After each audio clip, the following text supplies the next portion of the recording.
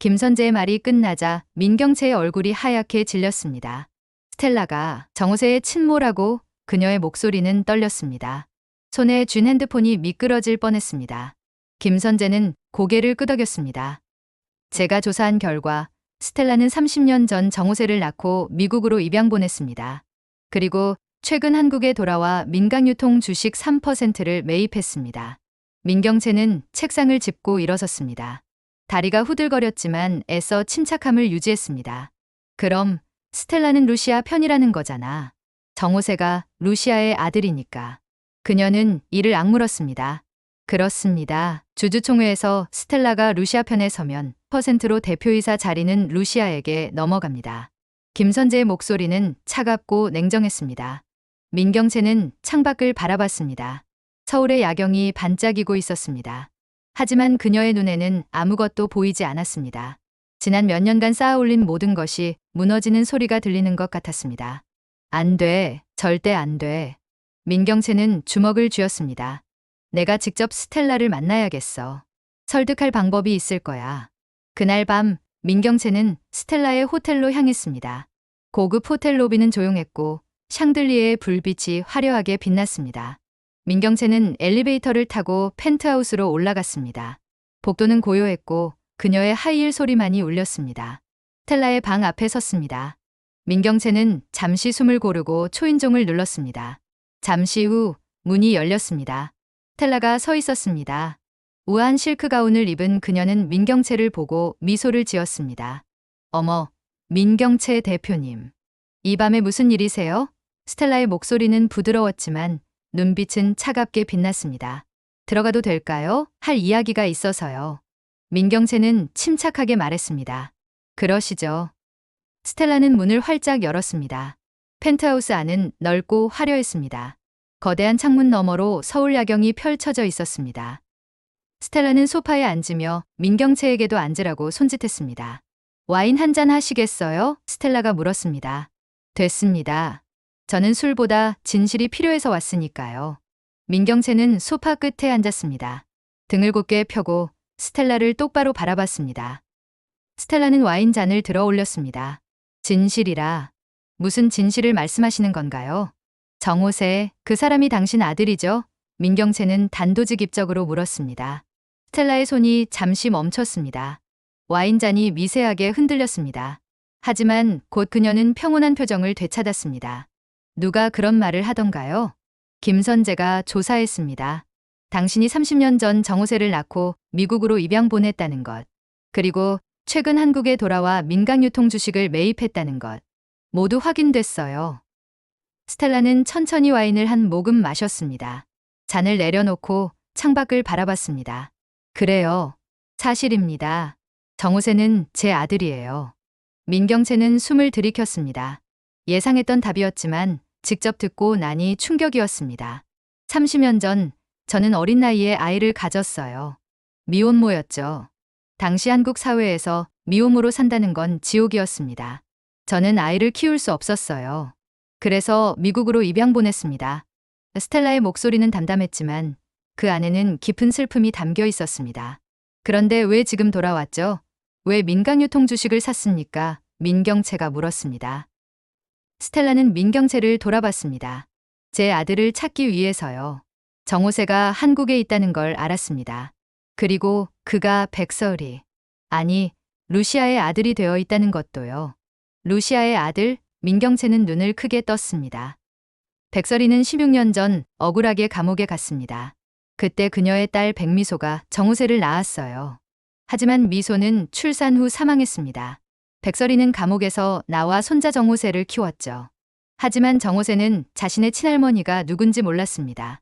스텔라는 천천히 설명했습니다. 민경채는 머리가 복잡했습니다.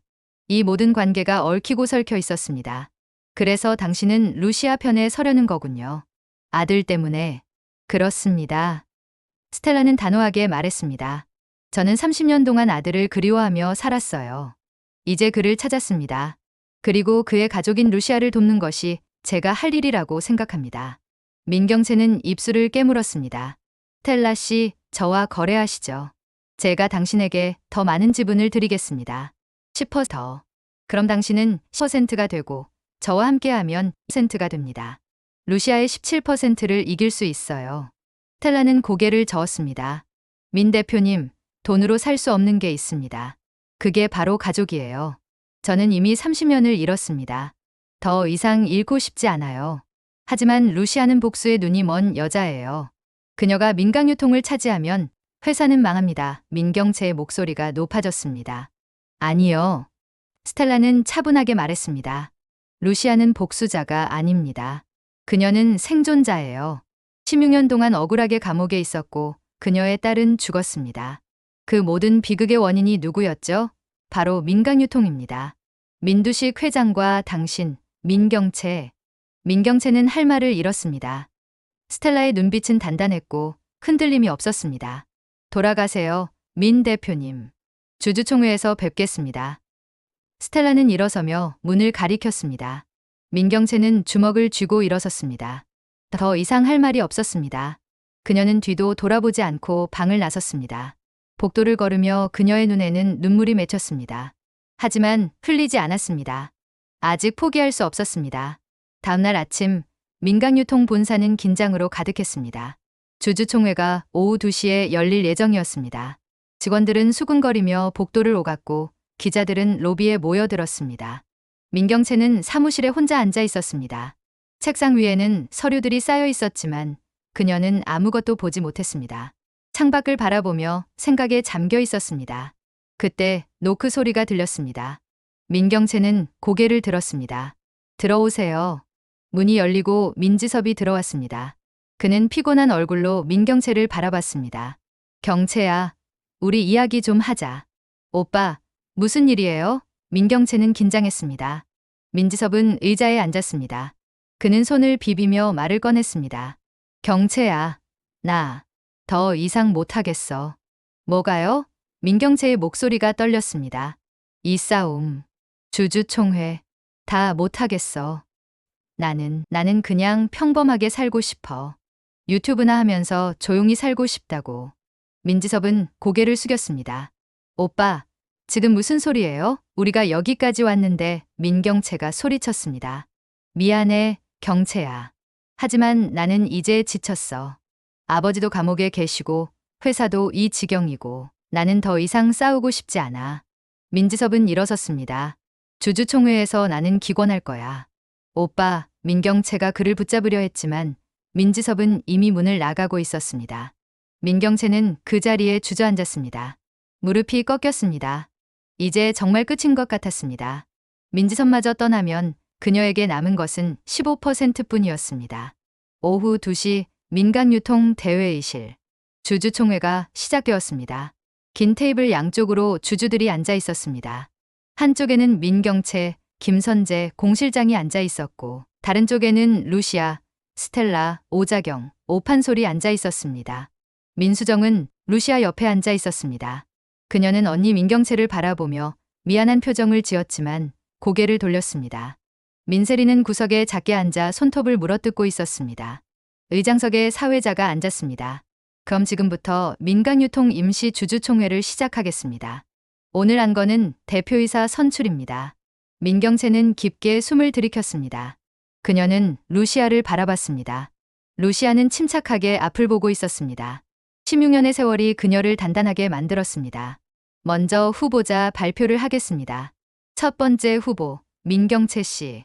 지분 15%를 보유하고 계십니다. 사회자가 말했습니다. 민경채는 일어섰습니다. 그녀는 마이크를 잡았습니다. 저 민경채는 지난 10년간 민강유통을 이끌어왔습니다. 회사의 매출은 3배 증가했고 해외 진출도 성공적으로 이루었습니다. 저는 앞으로도 민강유통을 더 큰 기업으로 만들겠습니다. 그녀의 목소리는 단호했지만 속으로는 떨리고 있었습니다. 두 번째 후보, 루시아 씨. 본명, 백설이. 지분 14%를 보유하고 계십니다. 사회자가 말했습니다. 루시아가 천천히 일어섰습니다. 그녀는 마이크를 잡지 않았습니다. 그냥 조용히 말했습니다. 저 백설이는 16년 동안 억울하게 감옥에 있었습니다. 제 딸 백미소는 민강유통의 비리에 휘말려 죽었습니다. 저는 복수를 위해 돌아온 것이 아닙니다. 진실을 밝히고 정의를 세우기 위해 왔습니다. 회의실이 조용해졌습니다. 루시아의 목소리는 낮았지만 그 안에는 깊은 울림이 있었습니다. 민강유통은 겉으로는 화려하지만 속으로는 썩어 있었습니다. 비자금 조성, 횡령, 문서 위조, 수많은 범죄가 있었습니다. 민두식 전 회장은 이미 감옥에 있습니다. 민경채 씨도 그 범죄에 연루되어 있습니다. 루시아는 민경채를 똑바로 바라봤습니다. 민경채는 얼굴이 하얗게 질렸습니다. 그건 증거가 없는 이야기예요. 증거가 있습니다. 루시아는 서류 뭉치를 꺼냈습니다. 이것은 지난 10년간 민강유통의 비자금 조성 내역입니다. 그리고 민경채 씨의 개인 계좌로 들어간 금액도 명시되어 있습니다. 회의실이 웅성거렸습니다. 기자들이 카메라를 들이댔고 플래시가 터졌습니다. 민경채는 할 말을 잃었습니다. 김선재가 옆에서 속삭였습니다. 대표님, 저 서류는 조작된 것일 수도 있습니다. 법적 대응을 하시죠. 하지만 민경채는 알고 있었습니다. 그 서류가 진짜라는 것을. 그녀는 실제로 비자금을 받았습니다. 아버지 민두식과 함께 이제 투표를 진행하겠습니다. 사회자가 말했습니다. 민경채 씨를 지지하시는 분은 손을 들어 주십시오. 민경채는 손을 들었습니다. 김선재와 공실장도 손을 들었습니다. 하지만 그게 전부였습니다. 민지섭은 손을 들지 않았습니다. 기권한 것입니다. 민경채 씨 지지 15%입니다. 사회자가 말했습니다. 이번에는 루시아 씨를 지지하시는 분은 손을 들어 주십시오. 루시아가 손을 들었습니다. 민수정이 손을 들었습니다. 그리고 스텔라가 손을 들었습니다. 오자경과 오판솔도 손을 들었습니다. 그리고 놀랍게도 민세리가 손을 들었습니다. 언니, 민경채가 소리쳤습니다. 민세리는 고개를 숙였습니다. 언니, 미안해.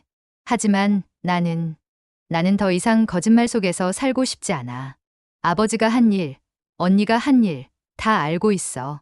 나는 이제 진실편에 서고 싶어. 민경채는 눈물이 흘렀습니다. 동생마저 자신을 떠난 것입니다. 루시아 씨 지지 20%입니다. 사회자가 발표했습니다. 따라서 새로운 대표이사는 루시아 씨로 결정되었습니다. 박수 소리가 터져 나왔습니다. 루시아는 천천히 일어섰습니다. 그녀는 민경채를 바라봤습니다. 민경채는 책상에 고개를 묻고 울고 있었습니다. 루시아는 그녀에게 다가갔습니다. 민경채 옆에 섰습니다. 민경채 씨, 당신은 재능이 있는 사람입니다. 하지만 잘못된 길을 걸었어요. 이제 그 길에서 벗어나세요. 민경채는 고개를 들었습니다. 눈물로 범벅이 된 얼굴. 당신이 뭘 알아요? 당신은 그냥 복수만 하려고 온 사람이잖아요. 아니요. 루시아는 고개를 저었습니다. 저는 복수가 아니라 치유를 원합니다. 민강유통을 바로잡고 피해자들에게 보상하고 다시는 이런 일이 일어나지 않게 하고 싶습니다. 민경채는 아무 말도 하지 못했습니다. 루시아는 그녀의 어깨를 가볍게 두드리고 돌아섰습니다. 며칠 후 민강유통은 대대적인 개혁을 시작했습니다. 루시아는 새로운 대표이사로 취임했고 첫 번째로 한 일은 과거 비리 피해자들에게 보상하는 것이었습니다. 백미소처럼 억울하게 희생된 사람들의 가족을 찾아가 사과하고 보상금을 지급했습니다. 문태경은 루시아의 부사장으로 임명되었습니다. 그는 미국 입양을 포기하고 한국에 남기로 결정했습니다. 어머니, 저는 어머니 곁에 있고 싶습니다. 함께 민강유통을 바로잡고 싶습니다. 그의 눈빛은 진실했습니다. 루시아는 아들을 껴안았습니다. 고마워, 태경아. 우리 함께 새로운 시작을 하자. 스텔라는 정호세를 만났습니다. 30년 만의 재회였습니다. 카페에서 마주 앉은 두 사람. 스텔라는 떨리는 손으로 정호세의 손을 잡았습니다. 호세야, 미안해. 엄마가 너를 지키지 못해서. 정호세는 눈물을 흘렸습니다. 엄마라고 불러도 돼요? 그의 목소리는 떨렸습니다. 그럼, 당연하지. 스텔라는 아들을 꼭 안았습니다. 30년간 참아왔던 눈물이 쏟아졌습니다. 민경채는 회사에서 물러났습니다. 검찰 조사를 받았고 비자금 수수 혐의로 기소되었습니다. 하지만 루시아는 탄원서를 제출했습니다. 민경채 씨에게도 기회를 주십시오. 그녀도 피해자입니다. 잘못된 환경에서 자란 피해자. 법원은 민경채에게 집행유예를 선고했습니다. 그녀는 사회봉사 명령을 받았고 2년간 봉사활동을 해야 했습니다. 민경채는 작은 지역아동센터에서 봉사를 시작했습니다. 처음에는 어색했습니다. 화려한 옷 대신 편한 복장을 입고 아이들과 놀아주는 것이 낯설었습니다. 하지만 시간이 지나며 그녀는 변했습니다. 어느 날 한 아이가 그녀에게 물었습니다. 선생님, 왜 여기서 봉사하세요? 민경채는 잠시 생각하다가 대답했습니다. 내가 잘못 살았던 것 같아서. 이제 바르게 살고 싶어서. 그럼 선생님도 우리랑 친구예요? 아이가 웃으며 물었습니다. 민경채는 처음으로 진심으로 웃었습니다. 그래, 친구야. 1년 후 민강유통은 완전히 달라졌습니다. 회사는 투명 경영을 실천했고 사회공헌 활동을 확대했습니다. 루시아는 백미소 장학재단을 설립했습니다. 딸의 이름으로 어려운 학생들을 돕는 재단이었습니다. 재단 개소식 날, 루시아는 딸의 사진 앞에 섰습니다. 미소야, 엄마가 약속 지켰어. 내 이름으로 많은 아이들을 돕게 됐어. 이제 편히 쉬렴. 그녀의 눈에서 눈물이 흘렀습니다. 하지만 이번에는 슬픔의 눈물이 아니라 안도의 눈물이었습니다. 문태경은 재단 이사로 일하며 학생들을 도왔습니다. 정호세는 대학에 진학했고 경영학을 전공했습니다. 할머니, 저도 할머니처럼 좋은 일 하는 사람이 되고 싶어요. 루시아는 손자를 안았습니다.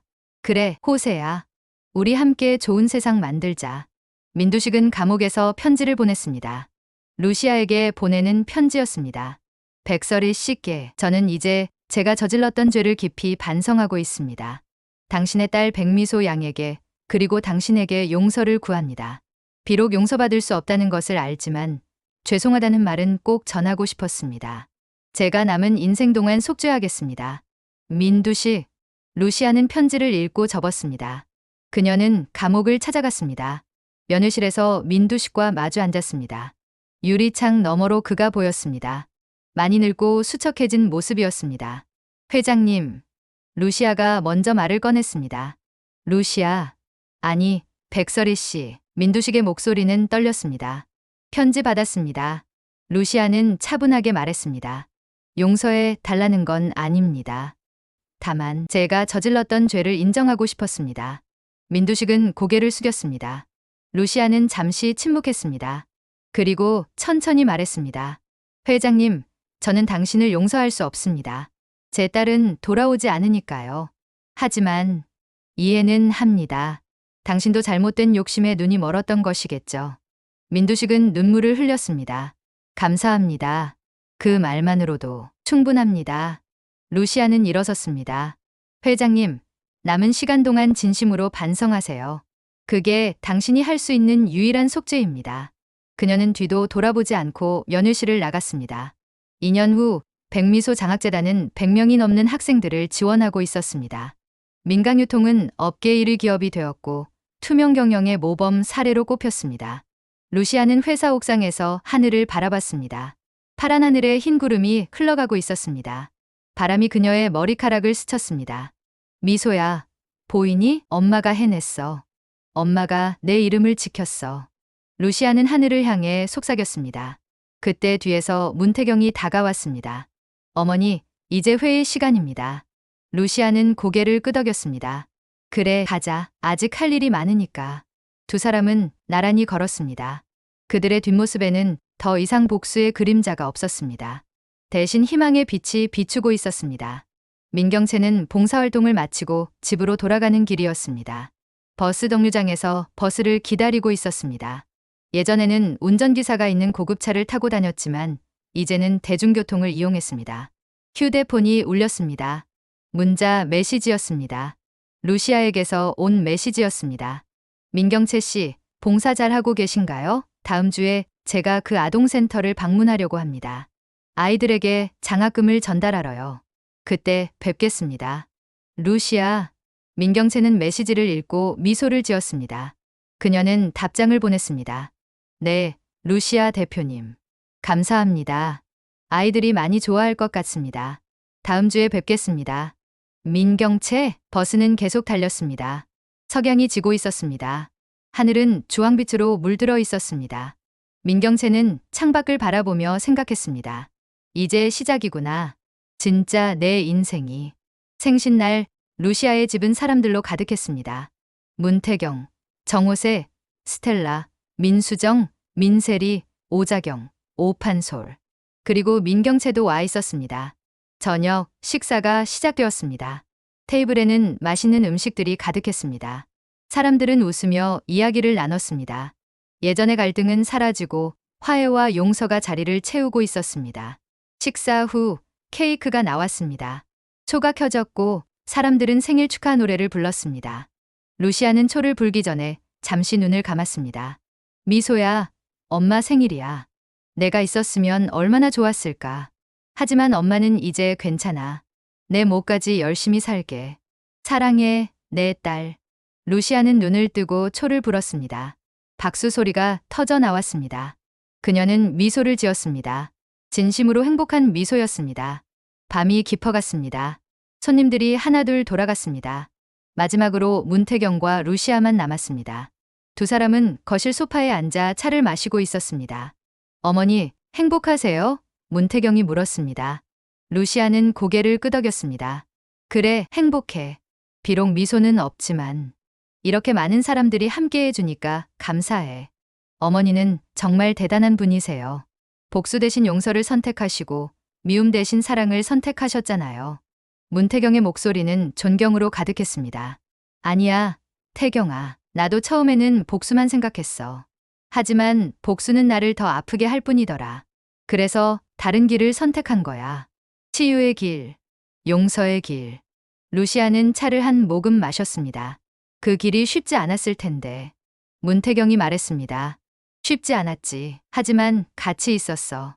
이제 나는 정말 자유로워. 미움에서 자유로워졌어. 루시아는 창밖을 바라봤습니다. 달빛이 고요하게 빛나고 있었습니다. 문태경은 어머니의 손을 잡았습니다. 어머니, 사랑합니다. 나도 사랑해, 태경아. 루시아는 아들을 꼭 안았습니다. 그렇게 태양을 삼킨 여자의 이야기는 복수가 아닌 용서로, 미움이 아닌 사랑으로 끝을 맺었습니다. 백설이는 더 이상 복수자가 아니었습니다. 그녀는 생존자였고 치유자였고 무엇보다 사랑하는 어머니이자 할머니였습니다. 하늘 위 어딘가에서 백미소가 미소 지으며 어머니를 바라보고 있을 것입니다. 엄마, 잘했어. 정말 잘했어. 이제 행복하게 살아. 사랑해, 엄마. 구독과 좋아요를 눌러 다음 이야기를 놓치지 마세요.